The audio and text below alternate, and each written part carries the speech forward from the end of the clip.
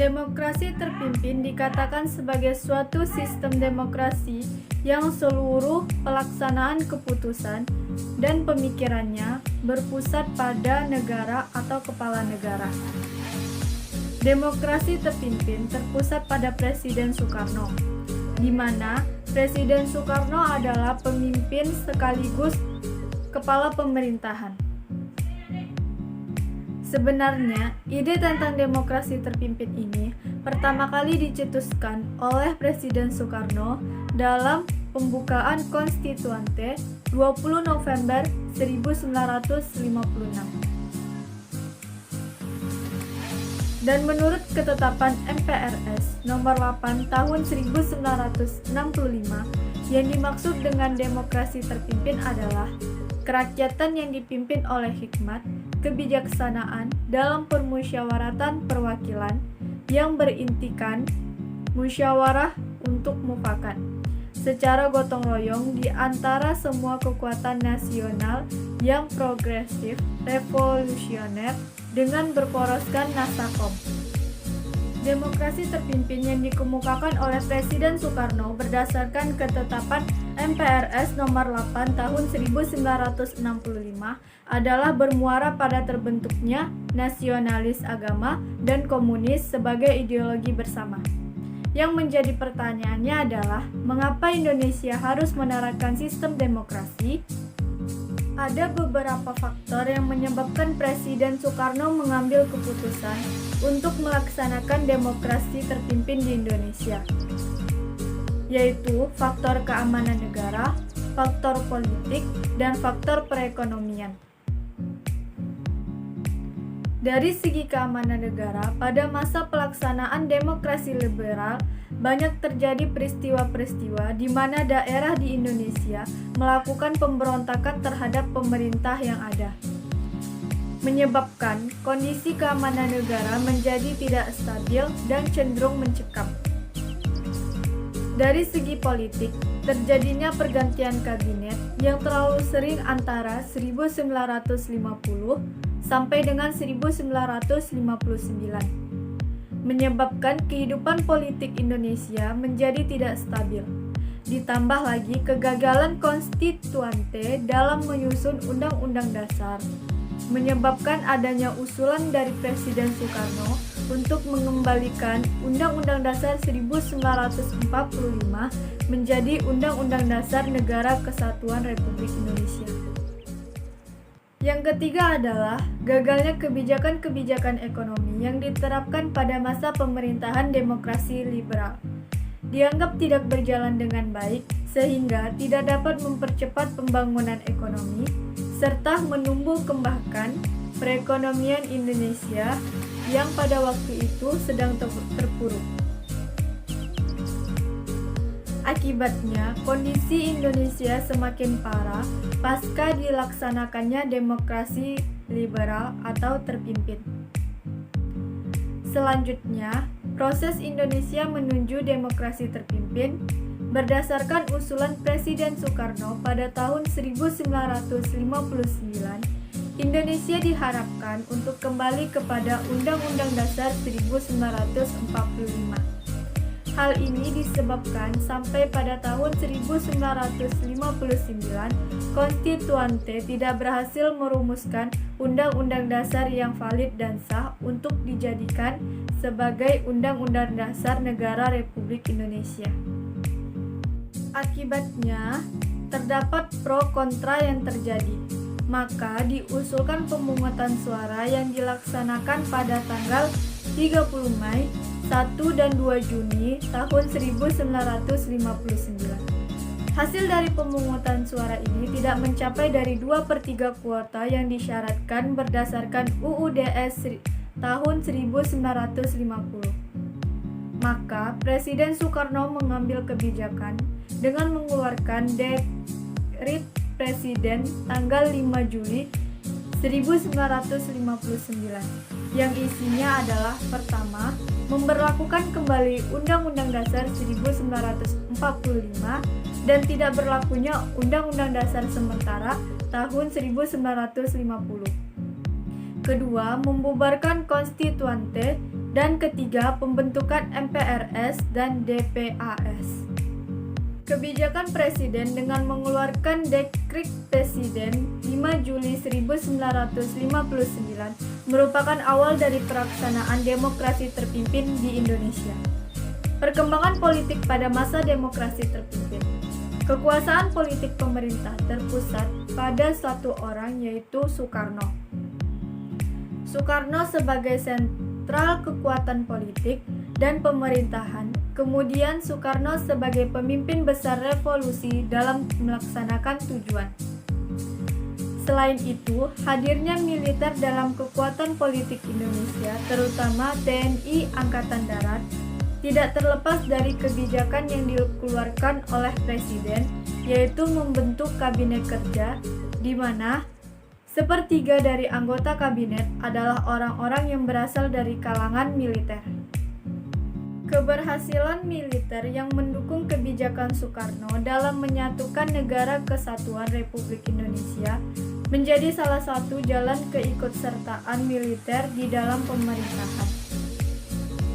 Hal ini ditandai dengan pembentukan Komando Mandala pada tahun 1961 yang bertujuan untuk misi pembebasan Irian Barat, di mana pada waktu itu Soekarno tidak melihat titik terang dari usaha diplomasi yang dilakukan oleh pemerintah Indonesia dalam upaya untuk membebaskan Irian Barat. Keberhasilan Operasi Mandala atau dikenal dengan Operasi Trikora menyebabkan pamor TNI pada waktu itu berada di atas angin. Selain itu, konsep Presiden tentang Nasakom sebagai pemersatu politik di Indonesia membawa angin segar bagi Partai Komunis Indonesia yang pada waktu itu dipimpin oleh Dipa Nusantara Aidit. PKI menjadi sebuah kekuatan politik dan menjadi pendukung garda terdepan Soekarno atas segala kebijakan yang dikeluarkannya. Salah satu bukti adalah dengan dibentuknya Front Nasional, di mana Front Nasional ini merupakan organisasi pendukung cita-cita revolusi yang dikemukakan oleh Soekarno dan PKI sebagai garda terdepan. Akibat dari kebijakan politik yang dikeluarkan Soekarno, muncullah persaingan antara TNI Angkatan Darat dengan PKI dalam memperebutkan kedudukan pemerintahan.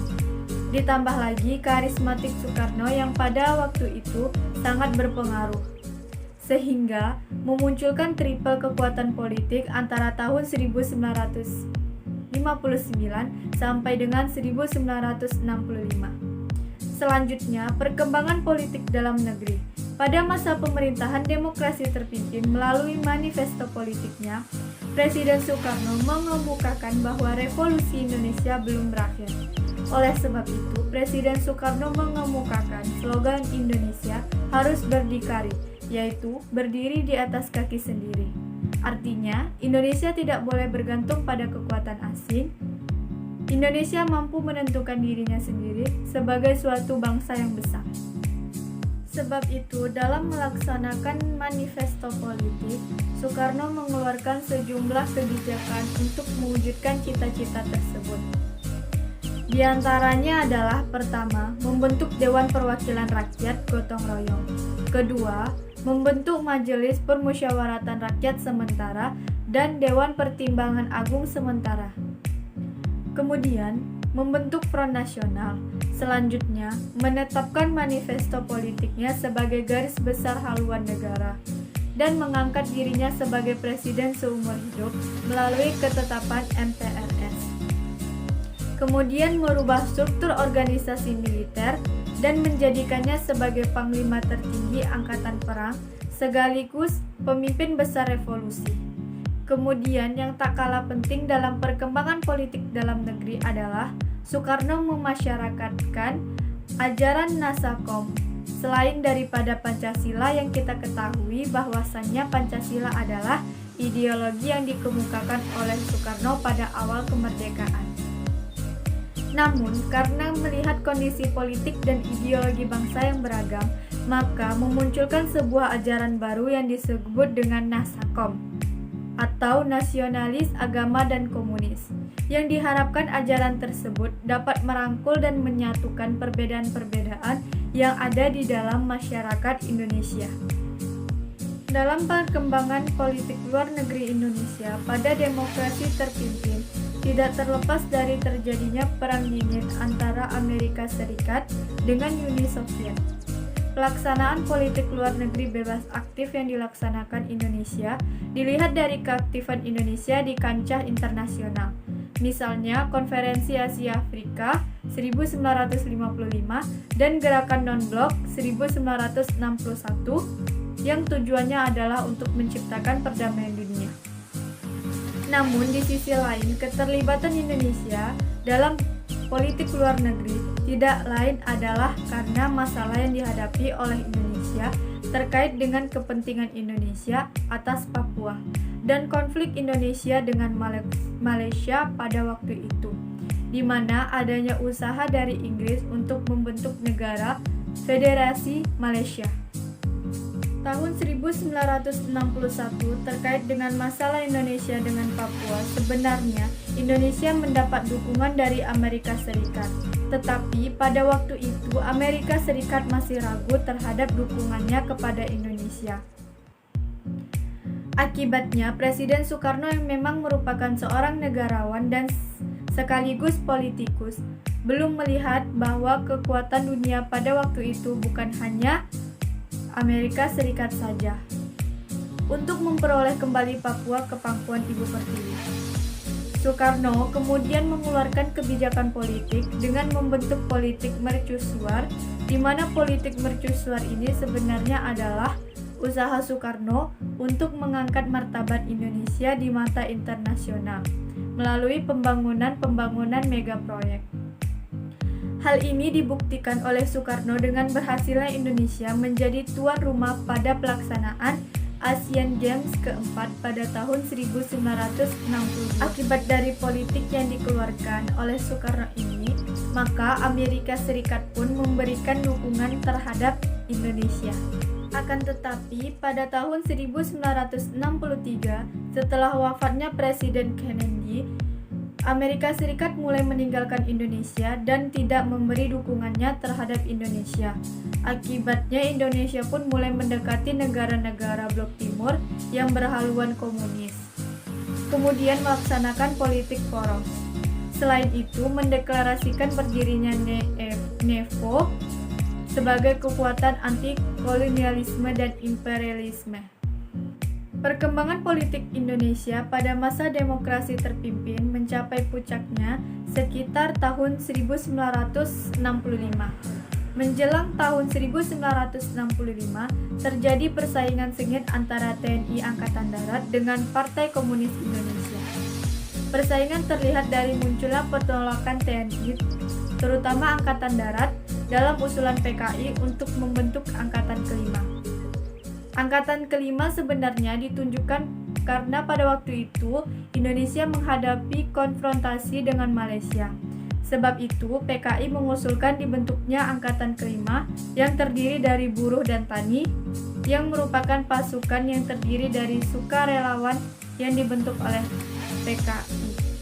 Kemudian tanggapan PKI muncul dengan tersebar luasnya isu Dewan Jenderal yang menurut PKI untuk melakukan kudeta terhadap kepemimpinan Soekarno. Berdasarkan tuduhan tersebut, TNI bantah adanya isu Dewan Jenderal dalam tubuh TNI. Yang ada adalah Dewan Kepangkatan dan Jabatan Tertinggi yang tugasnya adalah untuk mempertimbangkan jabatan-jabatan tertinggi dalam tubuh TNI.